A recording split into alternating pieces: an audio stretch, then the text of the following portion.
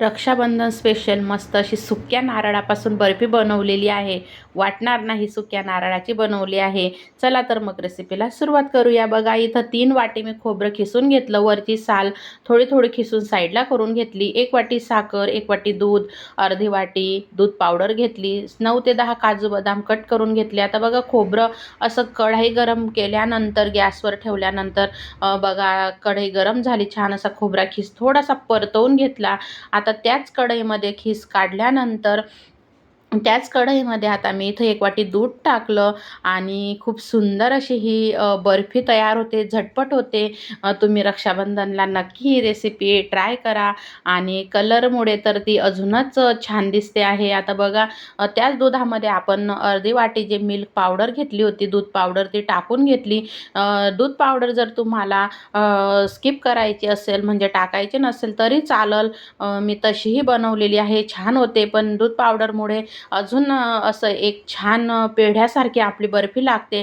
आता इथं मी 1 चम्मच साजूक तूप घातलेलं आहे दुधामध्ये मिल्क पावडर मिक्स केल्यानंतर. आता बघा याच्यामुळे पण आपल्या बर्फीला चव खूप सुंदर येते. नाही टाकलं तरी चालेल, तुम्ही फक्त दुधामध्ये साखर टाकू शकता, तरी ही बर्फी सुंदरच होणार आहे. आता बघू शकता जे आपण 1 वाटी साखर घेतली होती, 3 वाट्या खोबरं खिसाला मी 1 वाटी साखर घेतलेली आहे. तुम्हाला जर कमी गोड आवडत असेल तर तुम्ही मग पाऊण वाटी किंवा अर्धी वाटी घेऊ शकता. आता बघा दूध पावडर आणि साखर मस्त छान असं दुधामध्ये मिक्स झालं. आता मी एका भांड्याला बघा असं तूप लावून घेत आहे आणि म्हणजे आपली बर्फी छान निघल मग. आणि नमस्कार, मी स्वाती सोनाक्षी बराटे व्हेज रेसिपीमध्ये तुमचे खूप खूप मनापासून स्वागत आहे. बघा आता मस्त हे मिश्रण घट्ट झालेलं आहे. आता इथं मी वेलची पूड टाकत आहे. साखरयुक्त मी वेलची पूड एकदाच तयार करून ठेवते, म्हणजे झटपट पण आपली रेसिपी तयार होते. आणि आता मी ते टाकून घेतलेलं आहे. आणि तुम्ही अगदी साधी सुद्धा बनवू शकतात. फक्त दुधामध्येही तुम्ही साखर मिसळून खोबरं खीस टाकून बर्फी बनवू शकता. आता बघा खोबरं आपण जे थोडंसं परतवून घेतलं होतं कढईमध्ये, गरम कढईमध्ये तूप वगैरे काही न टाकता असाच कोरडा परतवून घेतला होता, म्हणजे जास्त दिवसही टिकतो, खवटही लागत नाही.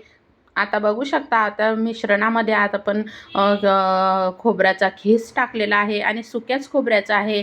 तुम्ही ओल्या नारळाचा सुद्धा इथं वापर करू शकता, मग अधिकच अजून छान लागेल. पण हे सुद्धा वाटत नाही का सुक्या नारळापासून आहे. आणि आपण वरची साल थोडी थोडी खिसणीच्या साहाय्याने खिसून साईडला करून घेतली. आपण भाजीतही ते वापरू शकतो, म्हणून आपली बर्फी इतकी सुंदर अशी छान दिसते आहे. आता बघा थोडेसे काजू बदाम मी इथं टाकत आहे. बाकीचे आता आपण वरती जेव्हा आपण बर्फी बनवायला घेऊ तेव्हा बर्फीला टाकू. आता बघा मी इथं कुकरच्या भांड्यामध्ये थोडंसं अर्ध मिश्रण मी आता असं बघा टाकून घेत आहे आणि छान असं प्लेन करून घेतलं. आणि आता बघा जे राहिलेलं मिश्रण आहे त्याच्यामध्ये आपण थोडासा पिंक कलर वापरणार आहे, म्हणजे कलरफुल अशी बर्फी आपली म्हणजे मुलांना पण बघता क्षणी आवडल, दिसायलाही सुंदर दिसल रेडीमेड सारखी. आता बघा मी इथं लिक्विड पिंक कलर वापरलेला आहे. तुमच्याकडं जर पावडर स्वरूपात असेल तर तुम्ही थोडंसं चिमटीभर घेऊन अगदी थोडंसं दुधामध्ये मिसळून मग वापरा, कारण डायरेक्ट तुम्ही पावडरचा टाकू नका. माझा लिक्विड आहे म्हणून मी डायरेक्ट टाकलेला आहे. आणि बघू शकता आता मस्त वरती तो पण लेअर मी देत आहे.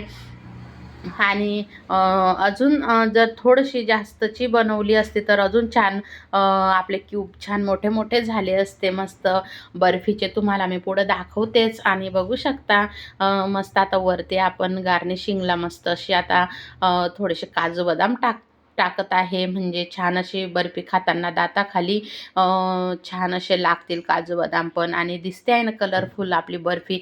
आता हे तुम्ही वरती 1 दिवस सेट करू शकता किंवा मग फ्रीजमध्ये तुम्ही एक 2 ते 3 तास ठेवा, मस्त लगेच सेट होते. आणि तुम्ही याचे लाडूसुद्धा बांधू शकता, खूप छान होते. आणि आता बघा मी हे फ्रीजमध्ये एक 3 ते 4 2 तास ठेवलं तरी चालेल. 3 ते 4 तास मी फ्रीजमध्ये ठेवली होती.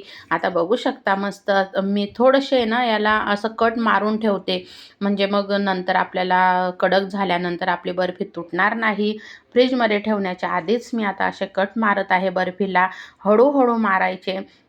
खूप सुंदर ही सुक्या नारळापासून तयार झालेली बर्फी तुम्ही नक्की ट्राय करा आणि मला कमेंट बॉक्समध्ये सांगायला विसरू नका तुम्ही बर्फी बनवली का, आवडली का, आणि आवडली तर लाईक शेअर सबस्क्राईब करायला विसरू नका.